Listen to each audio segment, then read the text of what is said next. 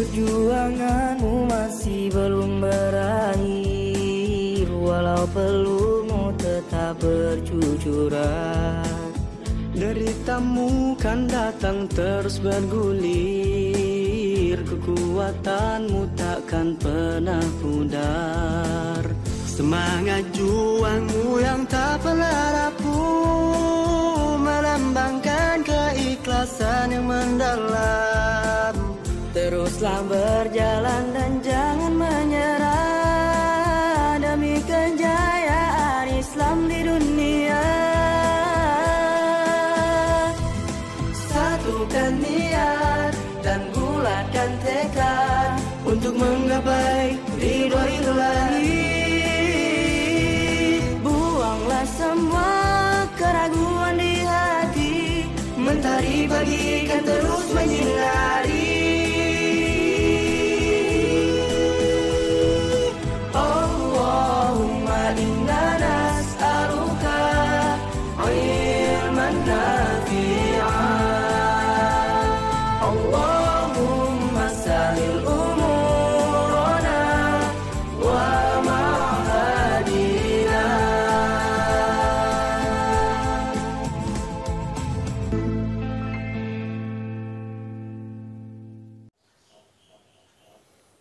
Assalamualaikum warahmatullahi wabarakatuh. Bismillahirrahmanirrahim.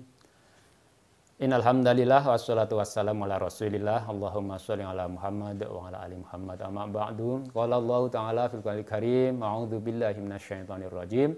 Yu'til hikmata may yasha' wa may yu'tal hikmata faqad utiya khairan katsira wa may yadhakkaru illa ulul albab. Shadaqallahul azim.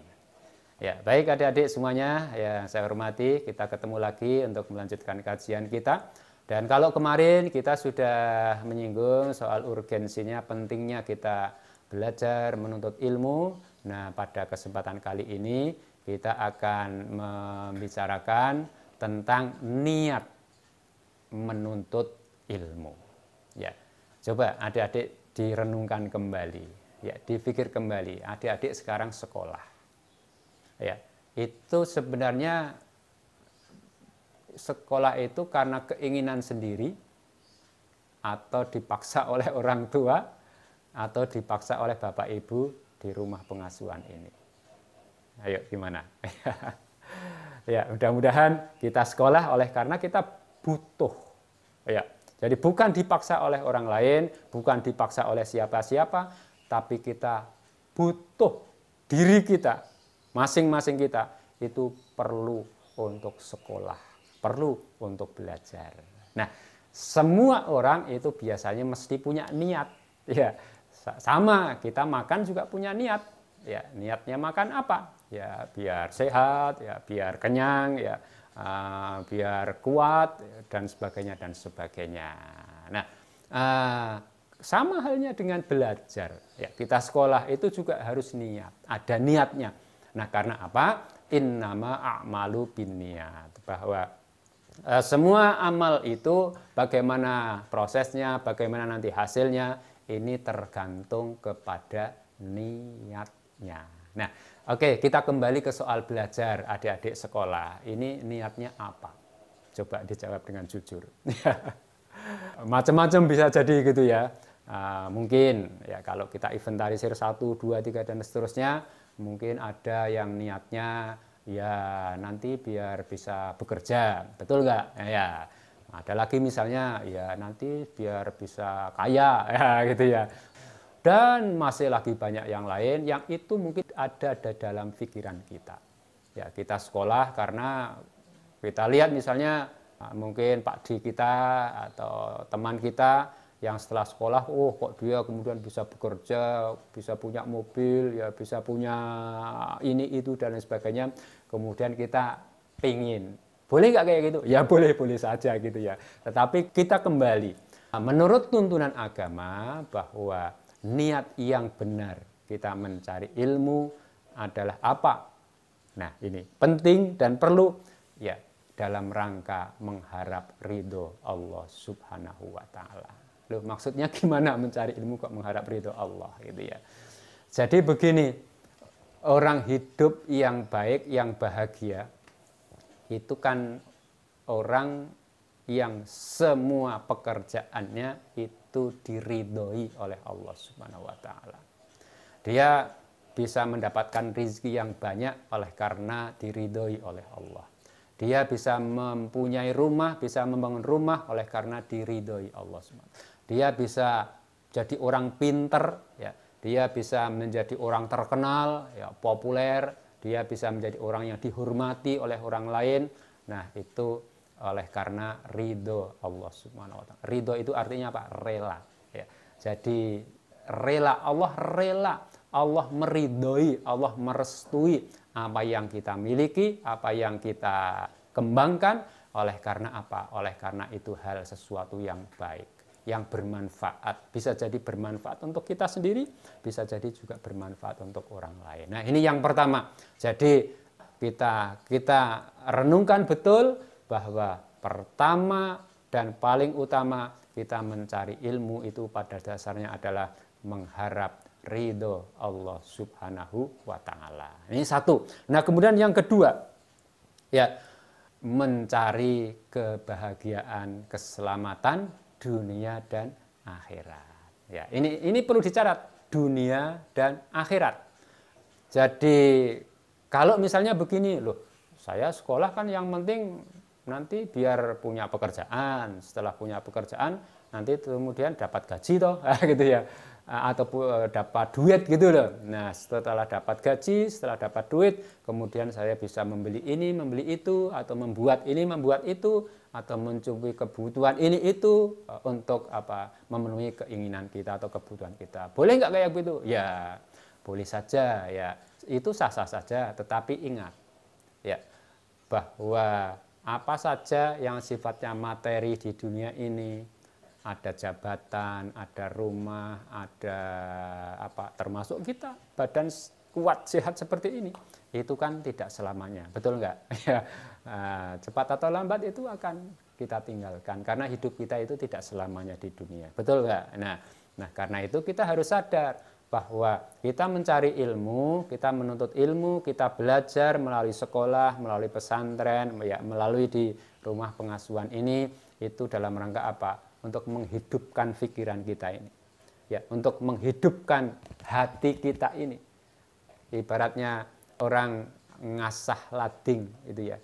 Jadi itu diasah biar gimana? Biar landep. Terus sudah landep gimana? Ya, kalau sudah tajam itu untuk memotong apa saja gampang, ya, bagus hasilnya. Nah, sama pikiran kita, ya, ini Allah kan sudah memberikan potensi kepada kita, akal pikiran. Ya, cuma begini, akal pikiran kita ini kalau tidak diasah, tidak dimasuki dengan informasi-informasi yang baik dan benar, itu ya tidak akan banyak berguna. Ya. Nah, ibaratnya komputer atau laptop, ya, kita punya laptop yang keluaran terbaik, ya, dengan spek yang tertinggi, ya, semua program di situ ada, tetapi kalau tidak dihidupkan bermanfaat nggak? Ya, tidak bermanfaat, hanya jadi pajangan saja.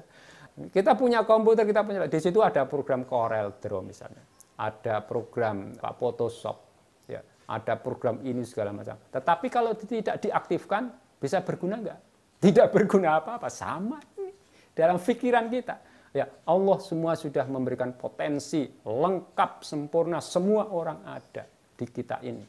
Ya, dengan kelebihannya masing-masing. Jadi masing-masing orang oleh Allah diberikan potensi yang berbeda-beda, ya, satu dengan yang lain. Ya. Nah, itu harus diaktifkan. Mengaktifkannya bagaimana? Dengan cara apa? Belajar. Itulah. Jadi kita membaca, ya, kita mendengar, kita melihat, itu pada dasarnya apa? Ya, informasi yang masuk ke pikiran kita ini nanti akan mengaktifkan, ya, sel-sel yang ada di dalam otak kita, sehingga kita bisa menjadi faham, bisa menjadi tahu, oh iya, tentang apa, ilmu bumi, oh ya tentang astronomi, oh ya tentang ilmu tumbuh-tumbuhan, oh ya tentang ternyata bumi ini isinya luar biasa, oh laut itu ternyata isinya luar biasa. Nah, itu apa yang bicara? Ilmu pengetahuan, ya. Jadi ini adik-adik semuanya. Kemudian juga menghilangkan kebodohan. Ini penting bersamaan dengan yang kedua tadi, bahwa Allah sudah memberikan karunia yang luar biasa kepada kita, otak, ya, akal yang sehat, yang cerdas, ya. Kemudian badan yang sempurna seperti ini, ya, seperti sekarang ini alhamdulillah kita diberikan kelengkapan, ya, anggota tubuh kita semuanya lengkap. Tetapi ingat, kalau kelengkapan tubuh kita ini tidak diaktifkan, tidak diaktifasi dengan apa? Dengan ilmu itu, ya tidak akan banyak berguna. Jadi tidak akan banyak bermanfaat. Ya, jadi adik-adik semuanya, jadi belajar pada dasarnya kita adalah menghidupkan, ya, pikiran kita, hati kita, biar apa ini? Kita bisa bicara, ya, kita bisa berpidato, kita bisa menulis, kita bisa berpikir dengan baik. Untuk apa? Nah, di situ untuk memenuhi kebutuhan, untuk memecahkan masalah. Karena kita harus sadar bahwa hidup itu selalu ada masalah. Ya. Di mana saja pasti ada masalah. Nah, bagaimana? Disitulah pentingnya ilmu, disitulah pentingnya keterampilan, disitulah pentingnya pengetahuan atau keahlian. Ya, dalam rangka apa? Menghidupkan pikiran kita, menumbuhkan keterampilan atau kemampuan, sehingga dengan kemampuan atau keterampilan keahlian kita itu, kemudian kita bisa bagaimana?